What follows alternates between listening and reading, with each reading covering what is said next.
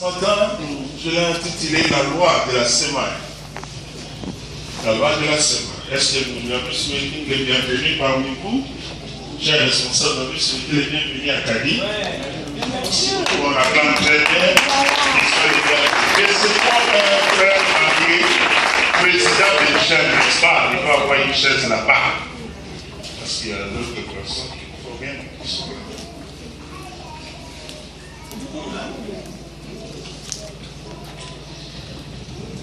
Nous allons lire dans Genèse chapitre 26, à partir du verset 12 jusqu'au verset 25. Une longue lecture que je vais essayer de faire encore ce matin par la grâce de Dieu. Donc, je suis dans Genèse chapitre 26, le 12e verset, et puis je descends. Isaac fit des semailles dans les pays et il récolta les centiples cette année-là, car l'Éternel les bénit. Cet homme devint riche et s'enrichit de plus en plus, jusqu'à devenir très riche. Il avait des troupeaux, des petits et des gros bétails, ainsi qu'un grand nombre de serviteurs. Les Philistins furent jaloux de lui. Tous les puits qu'avaient creusés ses serviteurs de son père à l'époque de son père Abraham, les Philistins les comblèrent en les remplissant de terre. Et Abimelech dit à Isaac, va-t'en de chez nous, car tu es beaucoup plus puissant que nous. Isaac partit de là et campa dans la vallée de Guérar où il s'installa. Isaac creusa de nouveau les puits qu'on avait creusés à l'époque de son père Abraham, et que les Philistins avaient comblés après la mort d'Abraham. Il leur donna le nom que son père leur avait donné. Les serviteurs d'Isaac creusèrent encore dans la vallée et y trouvèrent un puits d'eau vive. Les bergers de Guérar cherchèrent querelle au berger d'Isaac en disant, l'eau est à nous. Il appela le puits sec parce qu'on s'était disputé avec lui. Ses serviteurs creusèrent un autre puits au sujet duquel on chercha aussi querelle. Et il appela Sitna.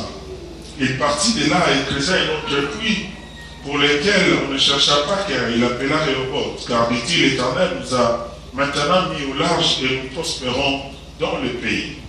Il remonta de là à Beersheba. L'Éternel lui apparut dans la nuit et dit, je suis le Dieu de ton père Abraham, n'aie pas peur car je suis avec toi. Je te bénirai et je rendrai ta descendance nombreuse à cause de mon serviteur Abraham. Le verset 25 dit, il construisit là un autel et fit appel au nom de l'Éternel. Il y adressa sa tente et ses serviteurs d'Isaac qui creusèrent un puits. La parole de Dieu. Connaissons l'histoire, frères et sœurs. Isaac devait séjourner dans le pays de ce roi Abimelech. Et pour lui, il ne devait pas faire longtemps là-dessus.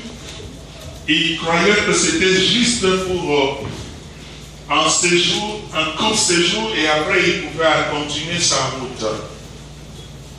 Et la Bible dit comme le séjour se prolongeait.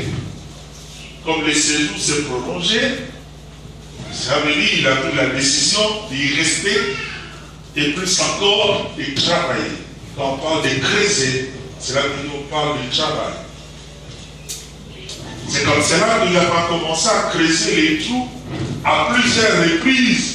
Selon la lecture, vous allez comprendre que la Bible dit quand ils creusèrent des trous, il y a eu l'eau qui est sortie. L'eau, c'était une substance très importante pour celui qui fait l'élevage. Donc c'était une bénédiction.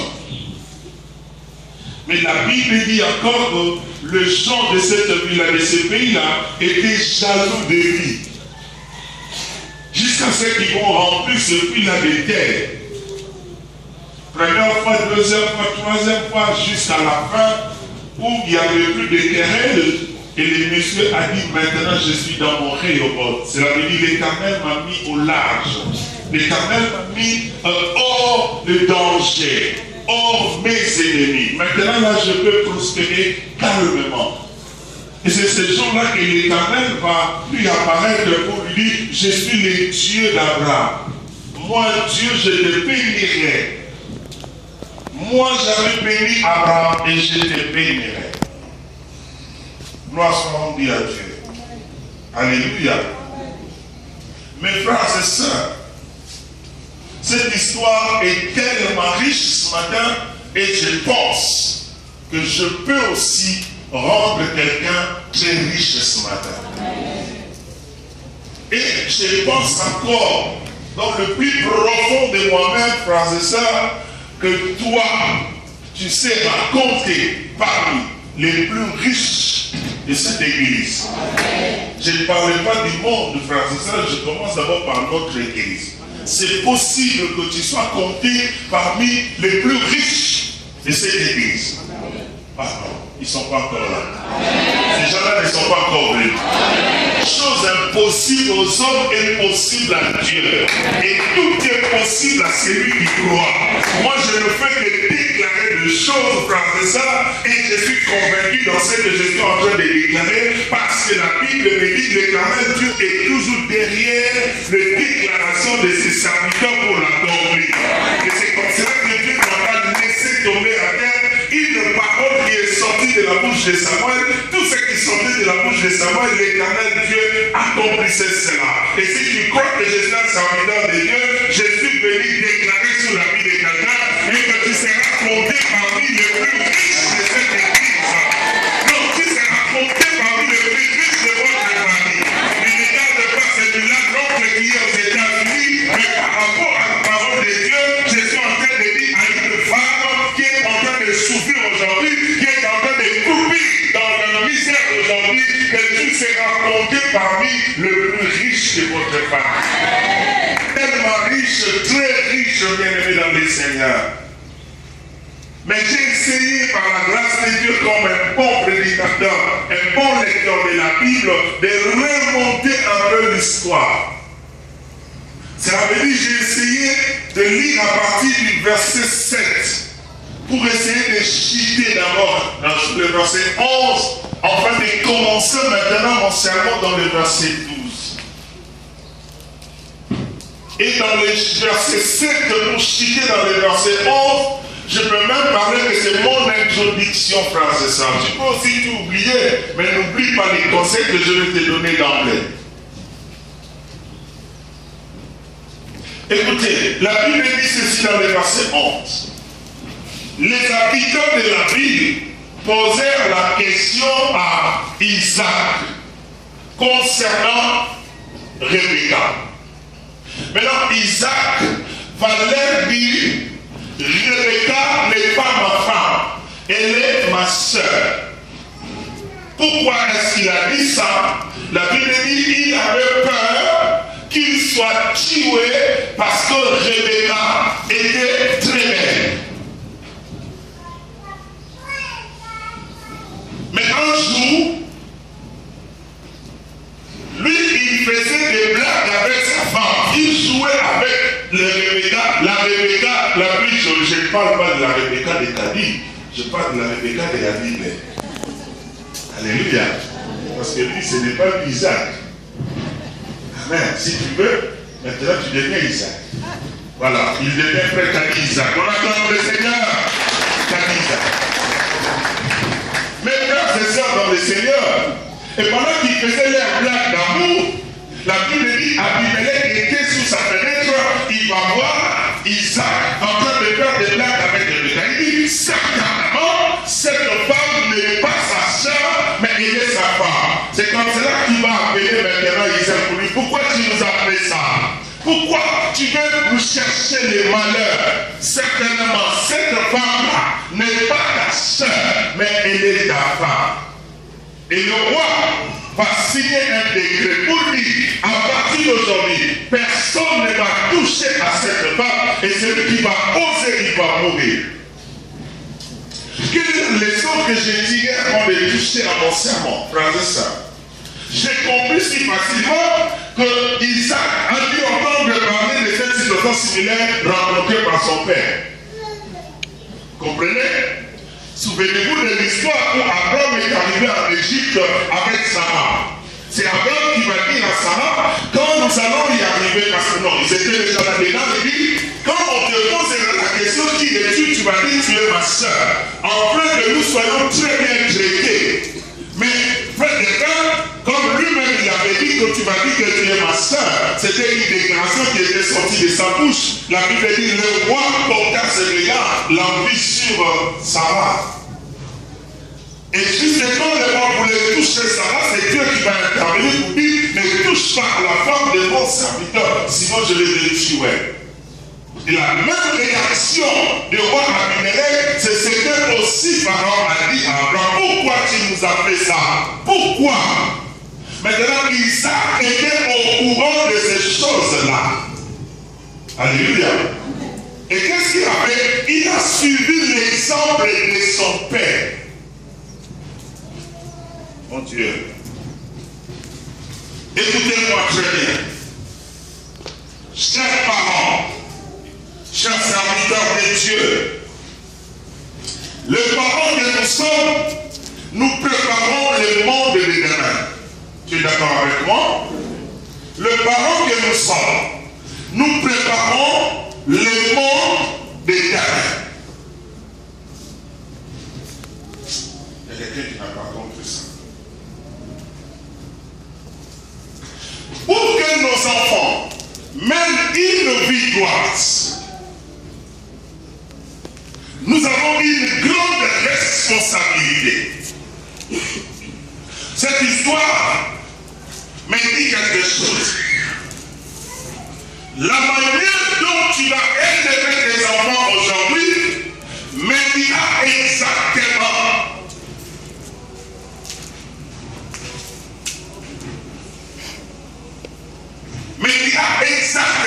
de quelle manière tu seras enterré.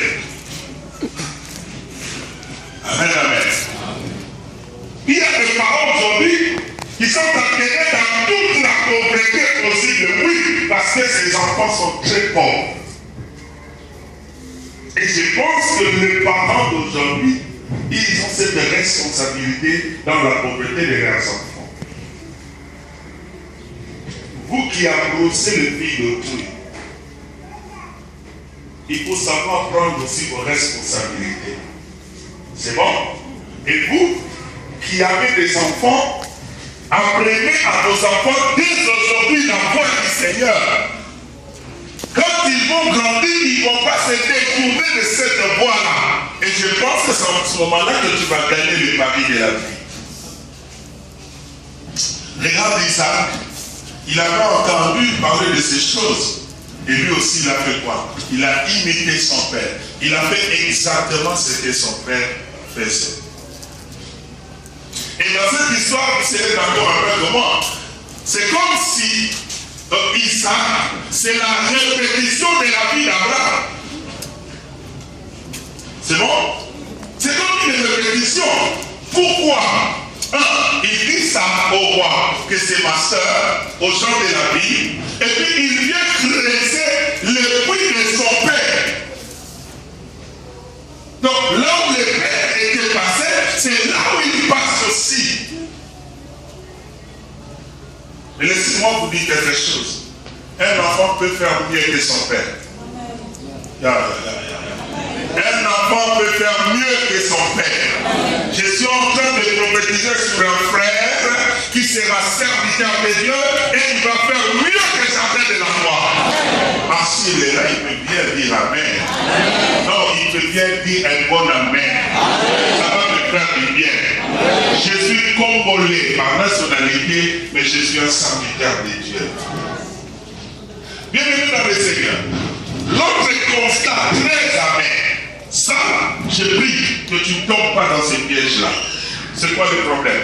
La Bible dit, quand Isaac commençait à creuser les trous, quand il commençait à s'aimer, et que Dieu le bénissait, la Bible dit, les gens de la ville étaient jaloux de lui.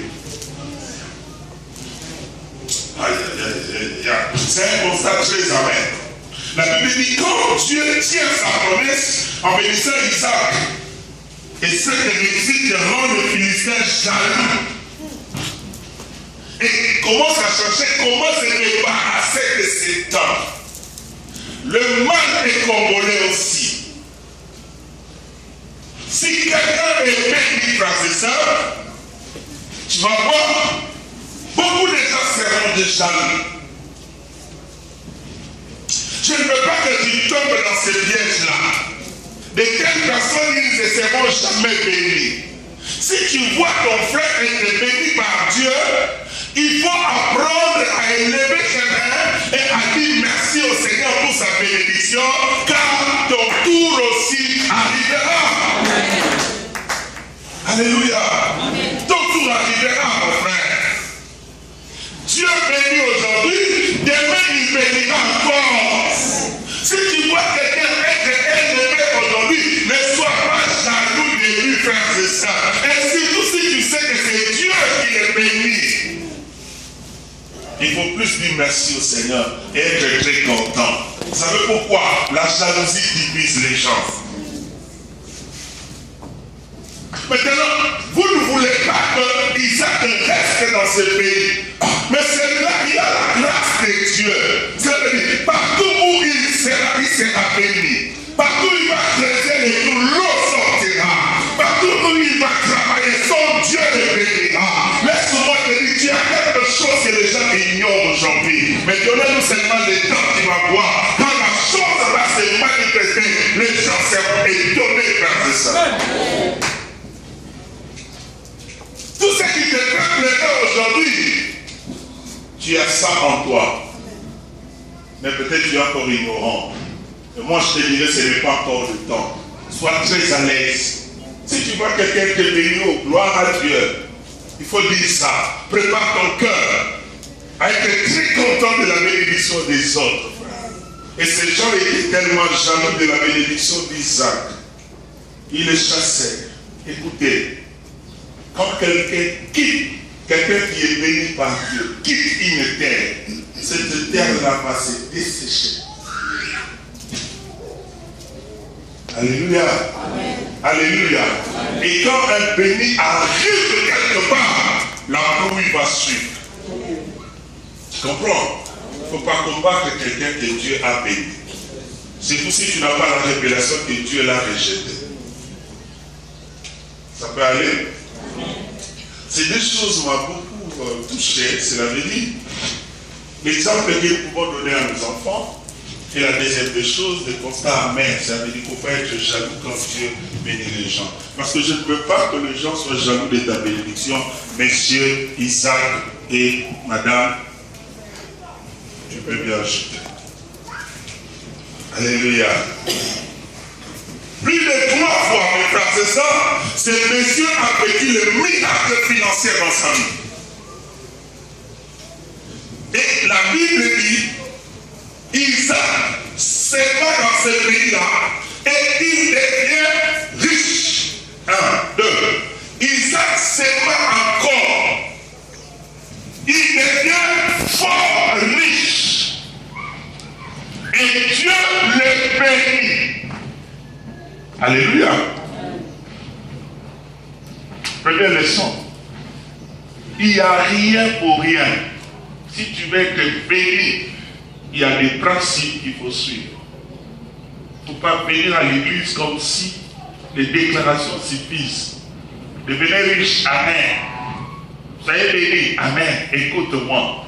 Si tu vis hors le principe de Dieu, la bénédiction ne viendra pas.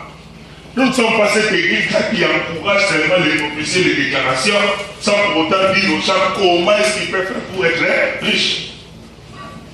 Amen, amen. Sinon, frère et sœur, tu resteras 10 ans, 20 ans dans des permanences sans vivre la véracité de la parole de Dieu. Or, la parole de Dieu est réelle.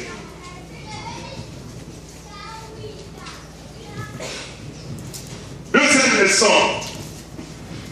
Frère, il ne faut jamais abandonner, il ne faut jamais se fatiguer, même si tu vois des conflits dans ce que tu es en train de faire. Cela veut dire, même si tu vois les ennemis se lever contre ce que tu es en train de faire, il ne faut jamais abandonner. Amen. Isaac a vu des conflits, des troubles. Écoutez, quelqu'un qui travaille, et la Bible dit, ses serviteurs présents. L'eau est sortie, les gens de la ville sont venus pour lui dire, c'est qui nous appartient, ce n'est pas pour toi, mais qui a creusé, qui a travaillé. N'est-ce pas moi? Il créait des conflits, mais Isaac ne se fatigua pas jusqu'à ce qu'il ait allé travailler là où il n'y avait pas de querelle. Dieu n'aime pas des lâches. Et Dieu n'aime pas des gens qui abandonnent et qui se fatiguent si facilement. Troisième leçon, frères et sœurs, le travail est très important. Le travail est le socle, frères et sœurs, dans la vie de celui qui va aller très loin.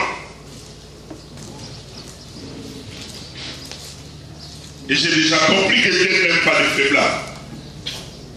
Dieu n'aime pas les gens qui croisent les bras.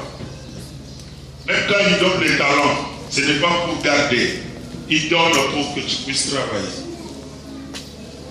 Les frères et sœurs, les Congolais sont très malades. Je suis Congolais. Amen. Je suis Congolais. Les gens n'aiment pas travailler, les frères et sœurs. Ils n'aiment pas travailler. Ils sont des spécialistes de discussion au coin, discuter la politique, discuter les matchs, je ne sais quoi.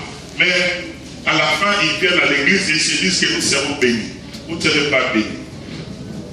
Vous êtes tellement des ignorants. S'il faut choisir une de nos sœurs ici pour lui poser la question, pourquoi est-ce que tu ne vends pas? Il va me dire qu'il est en train de chercher de l'argent pour vendre, n'est-ce pas? Mais regardez entre ses mains, il a un téléphone. Et bizarrement, le fils d'aujourd'hui n'a que des téléphones qui coûtent $400, $300. À cela s'ajoute les crédits qu'il faut acheter chaque jour. Les mégas. Mais laissez-moi vous dire, frères et sœurs, avec $200, tu peux commencer une affaire. N'est-ce pas? Entre tes mains, tu as un téléphone de $400. Et dans ton compte, tu n'as rien. Dans l'investissement, tu n'as rien. C'est parce que tu ne peux pas travailler. Tu n'aimes pas travailler. Si tu prends les 400 là, si tu prends le téléphone là aujourd'hui, tu peux vendre ça à 250. Et si tu peux créer une table devant votre maison, je pense que tu seras la patronne de ta propre entreprise. Tu n'auras pas des injonctions d'un homme. Regarde-moi les Congolais et les Congolaises. Ils ont des téléphones de très chers.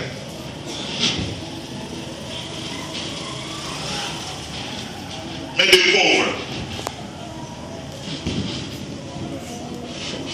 Et s'il a son sac à main, il a son téléphone et son porte-monnaie, la chose qu'il va très bien garder, c'est son téléphone.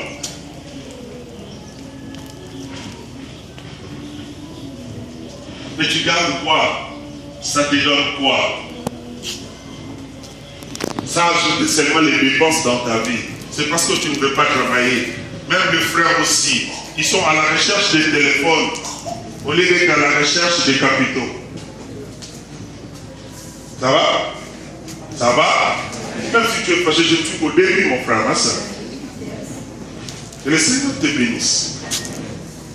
Regardez l'attitude d'Isaac.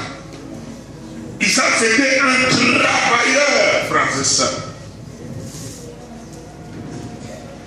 Écoute, avec $500, tu peux t'acheter 1 hectare de terre vers Rincao et puis commencer le champ.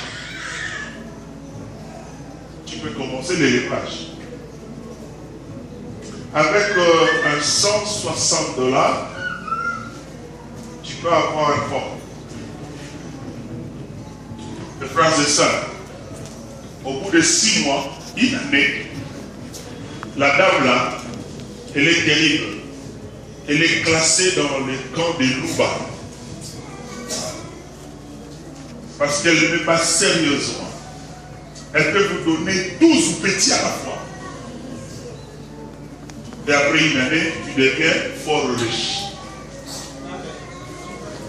Mais avec les $500, regarde comment tu bousilles ça comme ça. Regarde comment tu dépasses ça comme ça. Que Dieu nous aide. Tout simplement parce que nous ne voulons pas travailler. Que le Seigneur nous aide. Alléluia. Dans le travail, frères et sœurs, je voulais dire, dans le travail, il y a du travail. Celui qui travaille doit labourer la terre. N'est-ce pas? Cela veut dire que tu dois accepter de te sacrifier et de souffrir si tu veux devenir grand sur cette terre des hommes. Bien-aimés, n'aimons pas la facilité dans la vie. N'aimons pas la facilité. Il faut avoir cet esprit de se sacrifier, de travailler dur pour arriver quelque part avec le Seigneur. D'ailleurs, nous sommes si calmes en train de me regarder. C'est ce que j'ai dit. On ne peut jamais parler de la récolte sans la sémence. Il y a un travail à faire. Laver la terre, donner la sémence à la terre, et la terre va te donner le produit que tu vas récolter. Ça va? Mais les Congolais cherchent seulement à récolter. Ils sont terribles. Ils prennent la place de Dieu. Cela veut dire récolter là où il n'a pas semé. Des voleurs spirituels. Des koulouna spirituels dans l'église. Tu mourras pauvre. Et on va t'enterrer dans ta pauvreté. Dans un carton. Comme le père de... Est-ce que j'ai cité le nom de quelqu'un ici? Pourquoi tu es si calme? Ça me regarde. Deuxième leçon. Voilà. Deuxième leçon. Je crois que ça, tu vas aussi apprendre à tes enfants. Il faut garder l'alliance. Cela veut dire continuer à aimer Dieu. Aimer Dieu. Mais dans tout ce que nous faisons, frères et sœurs, nous devons dire à Dieu et prouver à Dieu que nous l'aimons de tout notre cœur. Nous l'aimons sincèrement. Et aimer Dieu ne peut pas rester seulement dans la bouche en train de crier, frères et sœurs. C'est dans la pratique que nous allons prouver au monde, aux gens que nous aimons Dieu. Église, alléluia.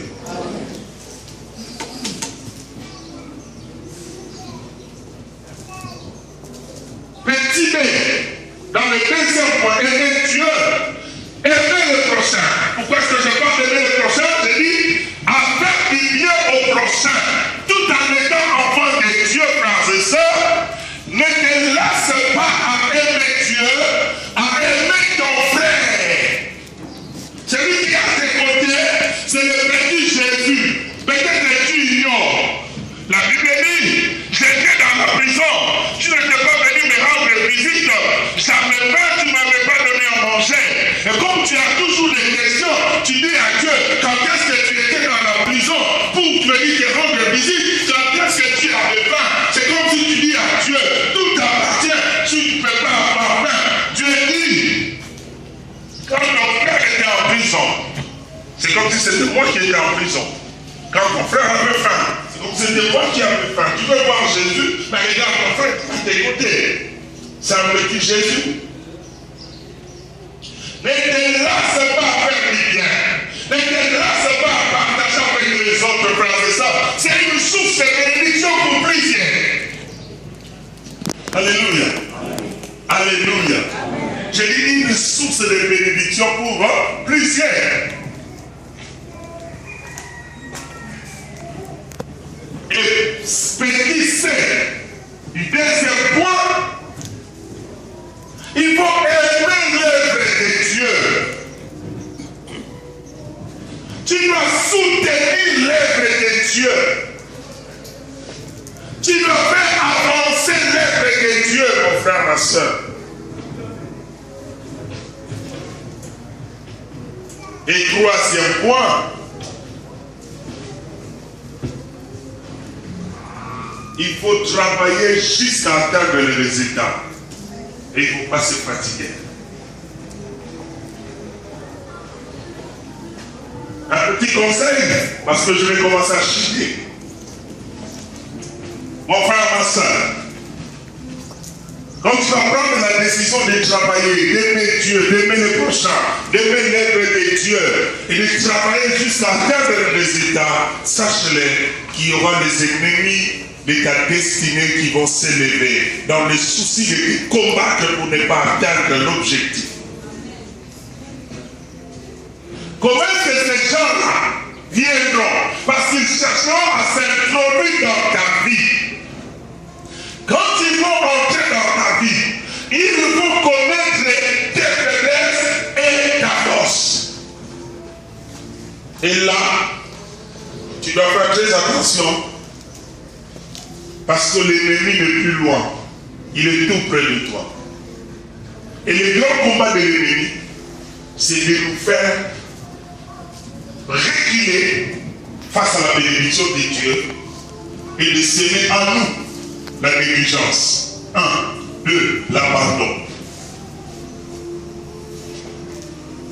Toi qui travailles, continue. Toi qui aimes les gens, continue. Toi qui travailles dans l'œuvre de Dieu, continue, frère, c'est ça. La bénédiction, ne vous lassez pas à faire du bien. Continuez à le faire. Continuez. Tu sais le grand combat de l'ennemi, il veut que tu abandonnes. Bon, écoutez, il y avait un monsieur qui faisait ses 100 pas dans la brousse. Il voit le feu et à côté il voit un serpent. Le serpent souffrait déjà parce que le feu commençait à le déranger, prêt à mourir. Le monsieur va faire un effort pour sauver le serpent. Il touche le serpent comme ça. Comme lui, serpent, il est toujours serpent. Qu'est-ce que le serpent fait? Le serpent va mordre le monsieur. Il va se blesser. Comme il était blessé, qu'est-ce qu'il devait faire? Il secoue le serpent. Le serpent tombe encore dans le feu. Cette fois-là, il va chercher un morceau de bois. Il vient pour soulever le serpent dans le souci de le sauver. Aïe. Je ne sais pas si tu comprends. Première tentative, il était mordu par le serpent. Il jette le serpent par terre parce qu'il était mordu, il y avait le sang. Mais il s'est dit, non, je prends maintenant un petit bâton, il soulève. Et ça. Maintenant, il y avait un monsieur qui était là comme un observateur, il va lui dire, monsieur, toi vraiment, qu'est-ce qu'il ne va pas? Pour la première fois, il t'a mordu. Maintenant, tu cherches encore à le sauver. Il dit, oui. Si c'était toi, tu allais le faire? Tu allais le faire? Oui, moi je vais le faire. Écoutez, le monsieur va dire dans l'observateur, les serpents, son travail c'est de mordre les gens. Voilà pourquoi, dans la première tentative, il m'a mordu. Mais moi aussi, j'ai toujours le cœur aidé. Voilà pourquoi je voulais toujours l'aider. Mais cette fois-ci, je vais le faire avec prudence. Parce que moi, mon grand souci c'est d'aider les gens. Je ne veux pas voir les gens mourir. Je ne veux pas voir les serpents mourir dans le feu. Je vais toujours les sauver.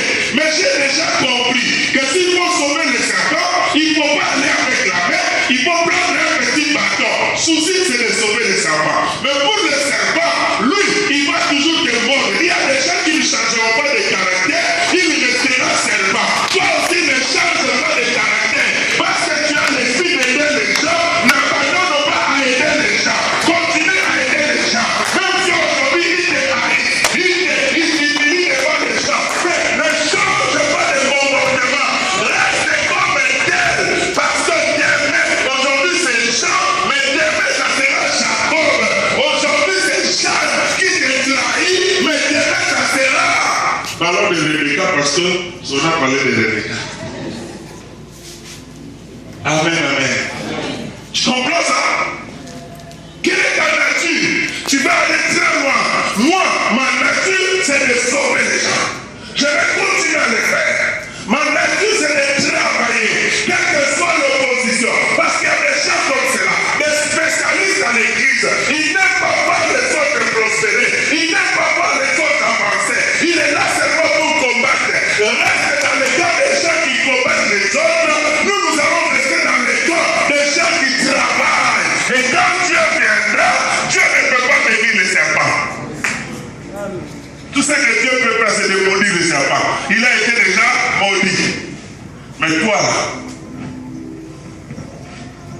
Dieu te bénira. Il ne faut pas abandonner. Il ne faut pas être comme l'observateur qui vient dire il faut laisser les serpents. Non. Chacun doit faire son travail. Parce que si les serpents ne mordent pas, il n'est plus serpent. Ça va? Il n'est plus serpent. Mais moi, si je ne donne pas, je ne suis plus moi. C'est comme quelqu'un qui dit, si on m'enlève la prédication, je ne vois pas. Pourquoi est-ce que je resterai encore sur cette terre des sang?